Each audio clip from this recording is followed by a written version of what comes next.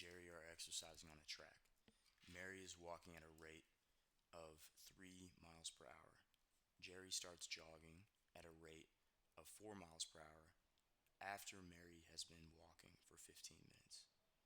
Jerry jogs 2 miles as Mary continues walking, and they both stop at the same time.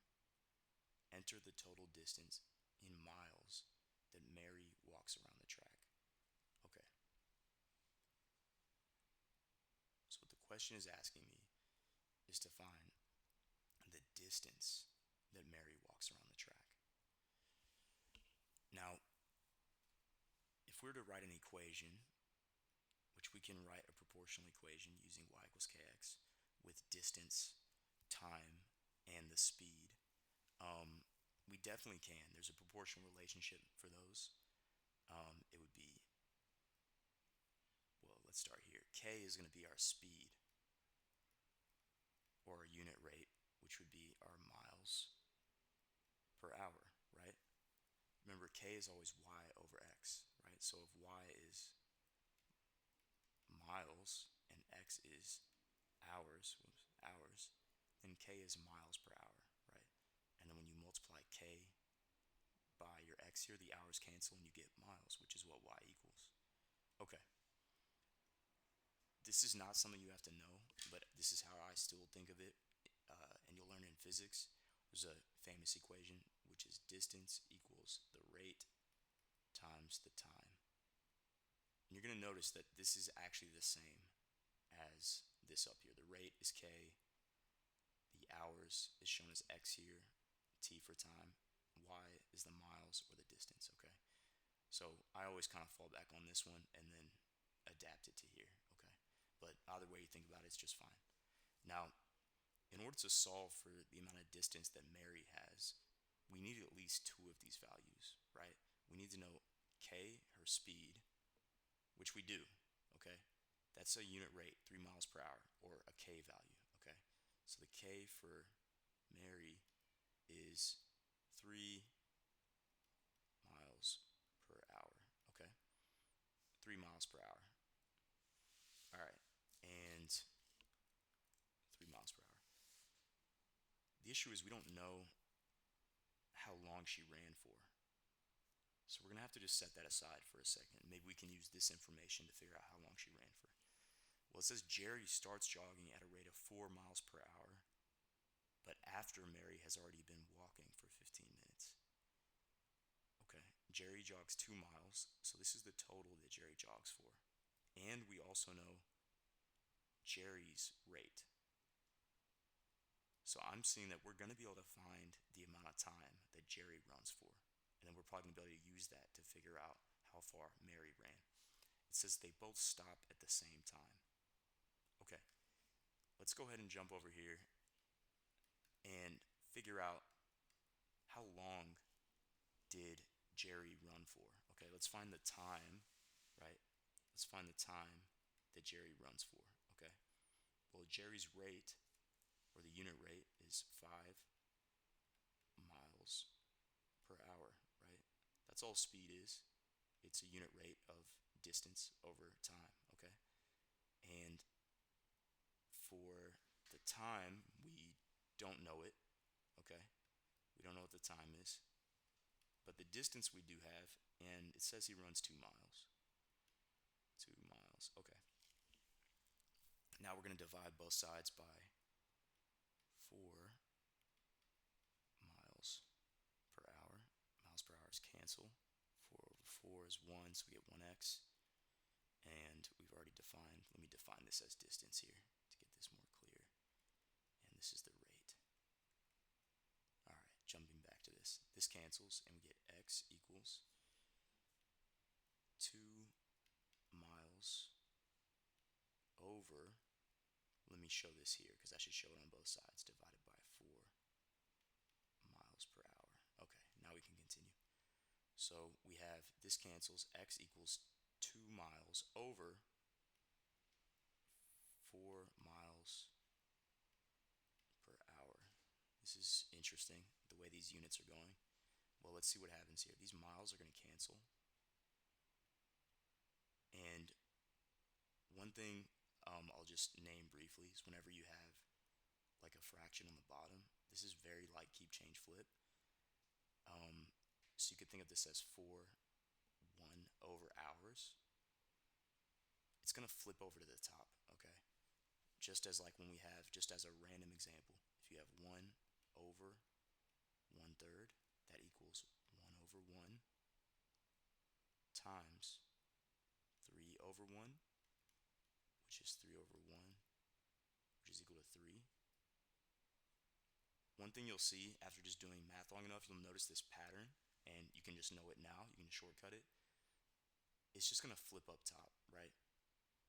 You can just jump to this spot. If you have 1/1/3, it's just going to be 3, all right? You don't have to go through this process every time. But for now, I would still say go through this process until you build that intuition of when you can do that. And when there's like other numbers up here, and you should be a little more careful, all right?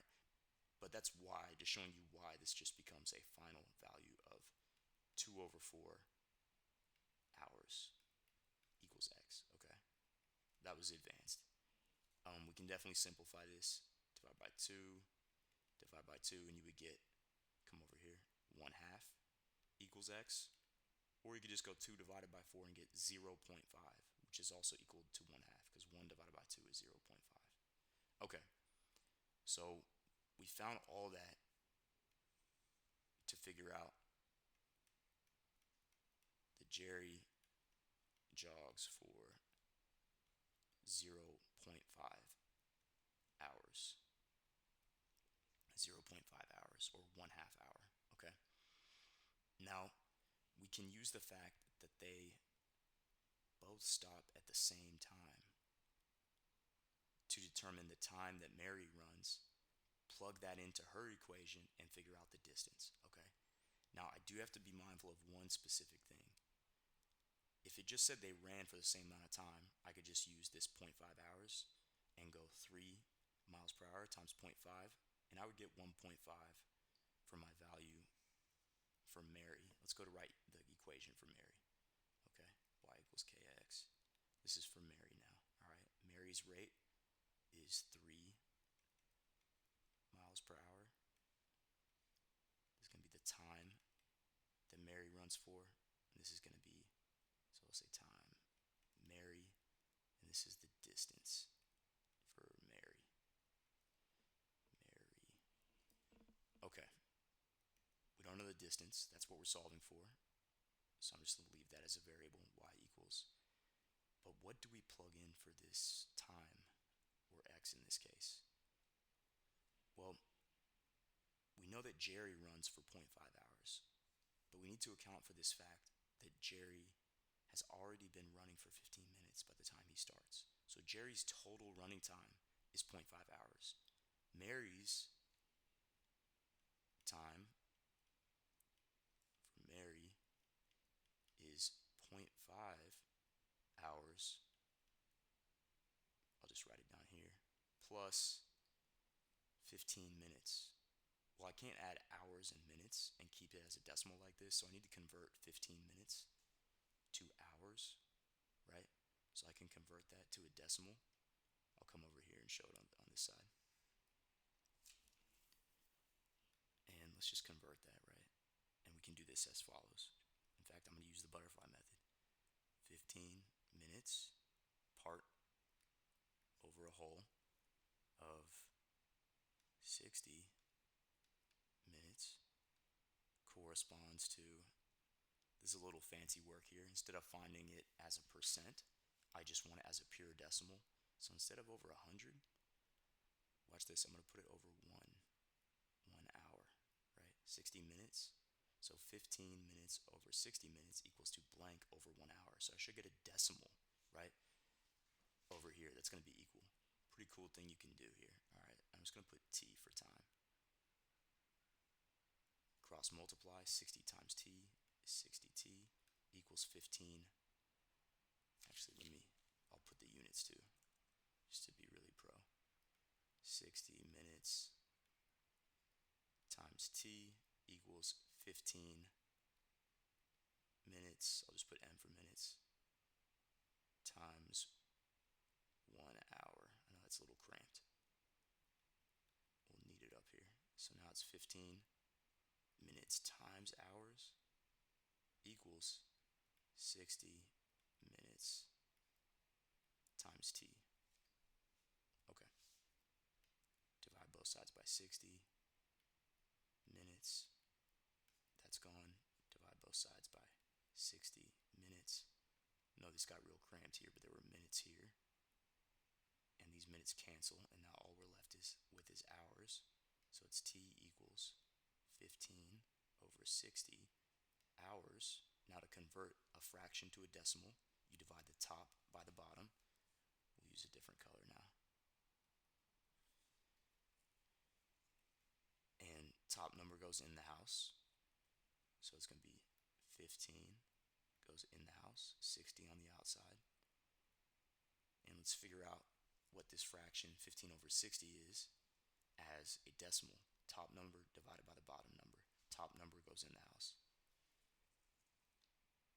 60 goes into 15 0 times. Let's add another 0. 60 goes into 150. How many groups of 60 make 150 without going over? Well, 60 times 1 is 60. 60 times 2 is 120. 60 times 3 is 180. That's too much. So it's going to be 2 times. 2 times 60 is 120. Subtract.